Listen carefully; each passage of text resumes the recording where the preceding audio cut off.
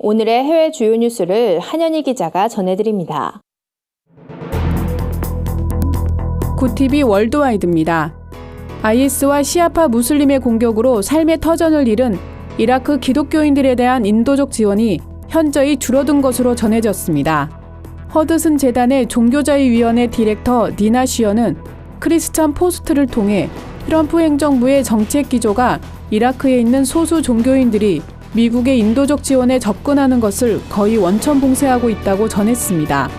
이어 특히 크리스천들은 전쟁이 지나간 이슬람교도 주거 지역에서 집을 재건하기 위해 안간힘을 쓰고 있지만 상황이 매우 열악하다고 말했습니다. 트럼프 정부가 오바마의 이라크 정책을 유지함에 따라 이라크 내 미국 지원금은 실제적으로 무슬림에게 쏠리고 있다는 지적입니다. 영국 홀본의 유서 깊은 세인트 앤드류 교회가 일반 패션쇼 장소로 교회를 개방했다가 엄청난 비난에 직면했다는 소식입니다. 터키 출신의 디자이너 딜라라 핀디코글루는 반항적 이미지의 의상 제작으로 이름을 알렸는데요. 런던 패션위크가 성스러운 교회에 핀디코글루의 2018년 봄-여름 콜렉션을 올렸다가 문매를 맞게 된 겁니다.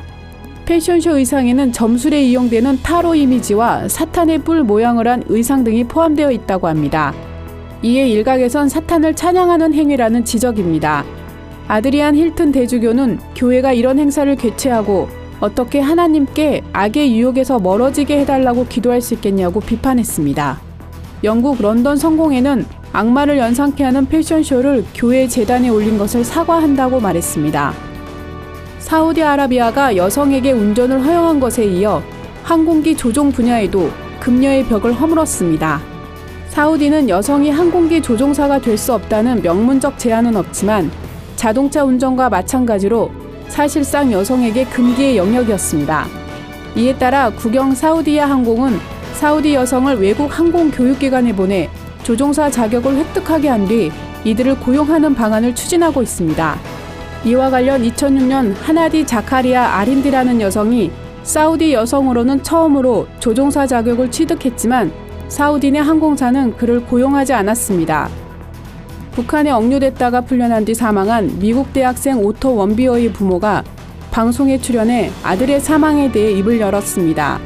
프레드와 신디 원비어 부부는 CNN 방송 인터뷰를 통해 오토의 상태를 혼수 상태라고 쓴 것이 부당할 정도로 참담했다고 토로했습니다.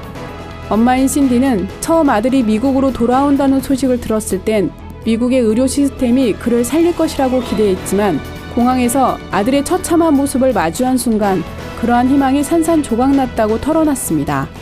또한 우리는 북한이 테러 지원국으로 지정돼 있지 않다는 사실을 발견하고 경악스러웠다면서 북한을 테러 지원국으로 지정해야 한다고 강조했습니다. 미국 프로풋볼 경기전에서 일부 선수들이 국가가 울려 퍼지자 가슴에 손을 얹는 대신 무릎을 꿇은 일로 논란이 증폭되고 있습니다. 트럼프 대통령은 이번 일은 인종차별과 관련된 것이 아니라 국가와 국기에 대한 존중 문제라면서 항의하는 선수들은 팀에서 즉각 퇴출돼야 한다고 말했습니다. 풋볼 경기에서 선수들의 무릎 꿇기는 지난해 콜린 캐퍼닉이라는 선수가 흑인에 대한 경찰의 과잉 진압에 항의하는 뜻에서 시작돼 아이스하키 리그까지 확산된 바 있습니다.